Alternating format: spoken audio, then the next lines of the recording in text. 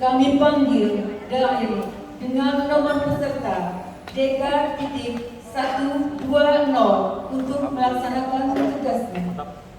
Dai dengan nomor peserta DK.120 akan menyampaikan dakwah dengan tema Etika Bermedsos dalam Perspektif Al-Quran.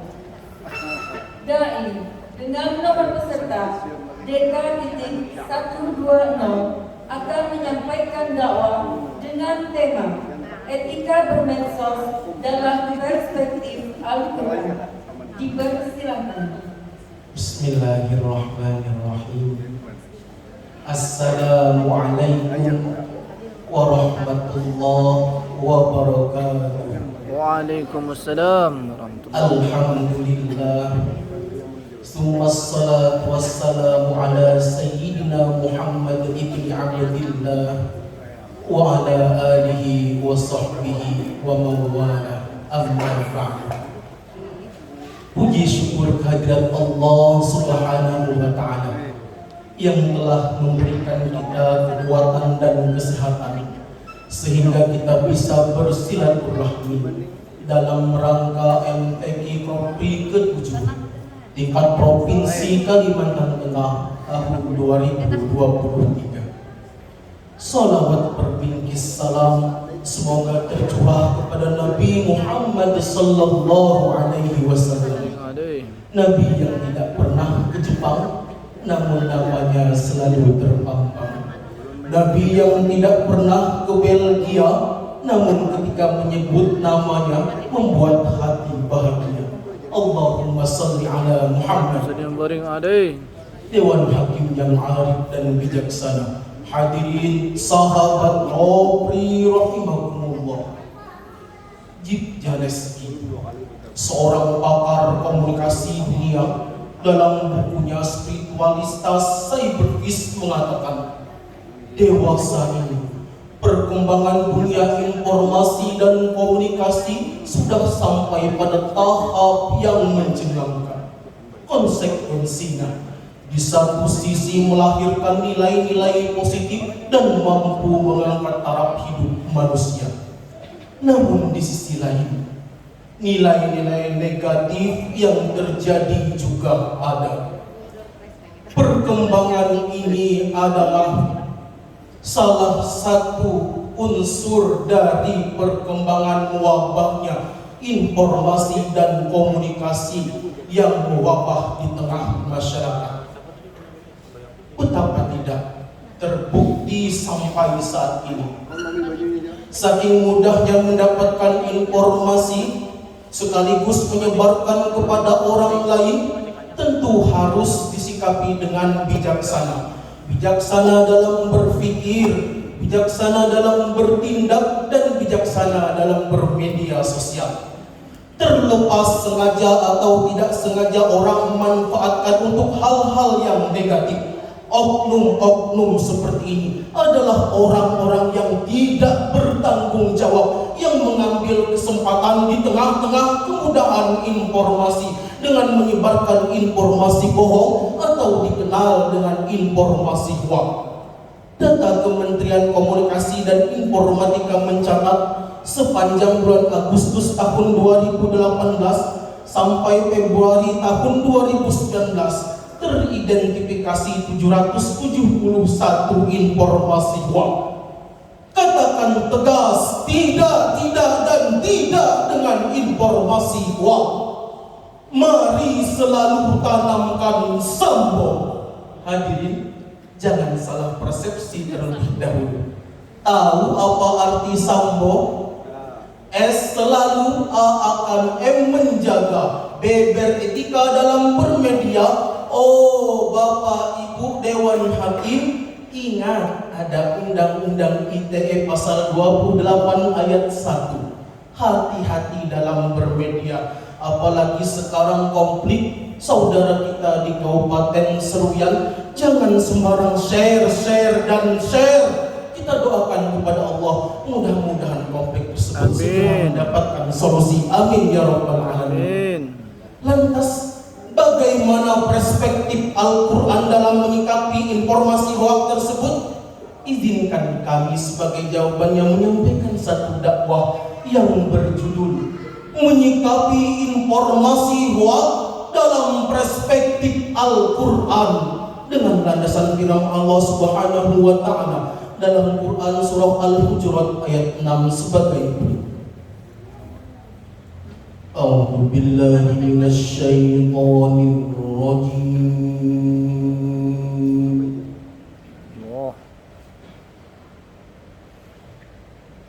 Bismillahirrahmanirrahim.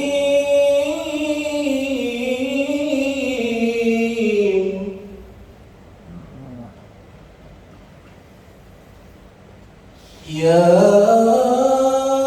ayyuhalladzina amanu in ja'akum fasiqun binaba'in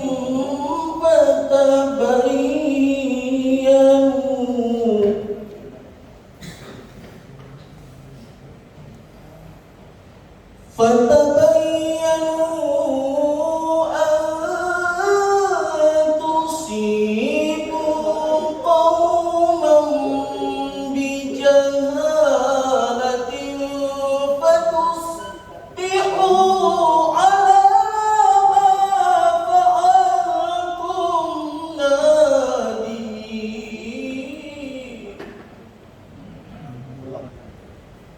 Hamba berlindung kepada Allah dari usikan syaitan yang terkutuk dengan menyebut asma-Mu ya Allah yang Maha Pengasih, Maha Penyayang.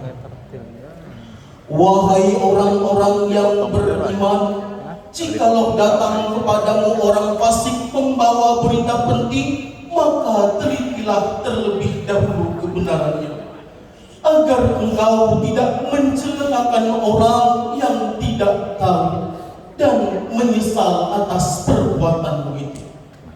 Hadirin, secara historis, asbabun nuzul ayat tersebut menurut Imam At-Tabrani bersumber dari Jabir ibnu Abdullah, ialah mengenai berita bohong yang disampaikan oleh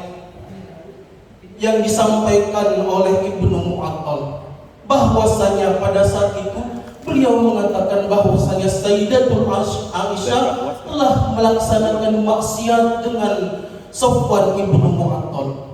Seketika itu Rasulullah Shallallahu Alaihi Wasallam menegur Sayyidatul Aisyah tanpa terlebih dahulu tabayyun. Tatkala itu malaikat Jibril turun menegur Rasulullah dengan membawa Quran surah Al-Hujurat ayat 6 tersebut. Secara filosofis, ayat tersebut merupakan landasan metodis dalam menyikapi informasi hoax. Dalam etimologi, menurut Robert Nurse, seorang pakar psikologis Inggris, mengatakan hoax diartikan adalah to cheat, to impose upon. Dalam kamus buku besar bahasa Indonesia, hoax diartikan sebagai berita bohong yang tidak bisa dipertanggungjawabkan kebenarannya. Dari pengertian tersebut dapat diartikan bahwasannya semua arti hoax mengandung unsur negatif, agitatif, bahkan provokatif. Lantas, bagaimana sikap kita sebagai muslim dan muslimat menyikapi derasnya arus informasi hoax tersebut? Tenang, ingat, Al-Quran sudah menjawabnya secara bijak, yaitu dengan tabayyun, konfirmasi dan klarifikasi, cek dan recheck siapa yang membawa berita dan apa isi beritanya. Dengan melakukan hal tersebut, insya Allah kita terhindar dari mudarat informasi hoax. Saring sebelum sharing, karena ada undang-undang ITE nomor 11 pasal 28 ayat 1. Barang siapa dengan sengaja atau tidak sengaja menyampaikan informasi hoax yang merugikan orang lain, maka akan dikenakan pidana paling lama 6 tahun dan dikenakan denda paling banyak 1 miliar.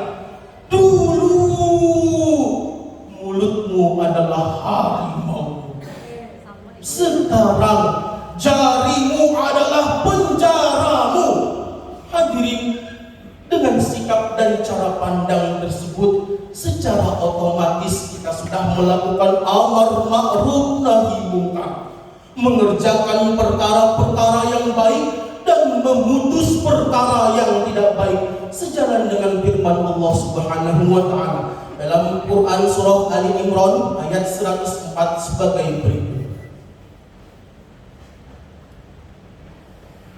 Wal takum minkum ummatun yad'una ilal khairi wa ya'muruna bil ma'ruf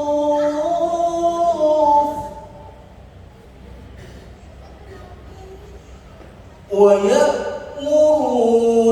bil ma'ruf wa yanhauna 'anil munkar wa ulaika humul muflihun.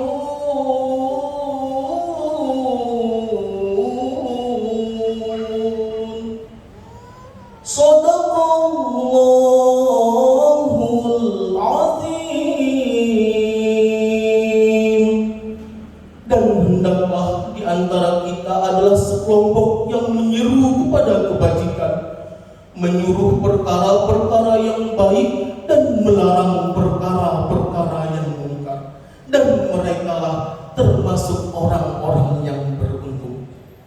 Menurut Imam Ali As-Sawmi dalam Safwatut Tafasir menjelaskan ayat tersebut, hendaknya kita sebagai umat Islam mampu mengajak dan berdakwah di jalan Allah Subhanahu wa taala dengan melakukan transmisi, difusi, aktualisasi dan transformasi syariat Islam dengan menggunakan media, baik media cetak, elektronik maupun media digital. Oleh karena itu, ikhwan fillah, di era teknologi informasi komunikasi semakin pesat, harus diimbangi dengan krisis bijak dan ilmu pengetahuan yang kuat.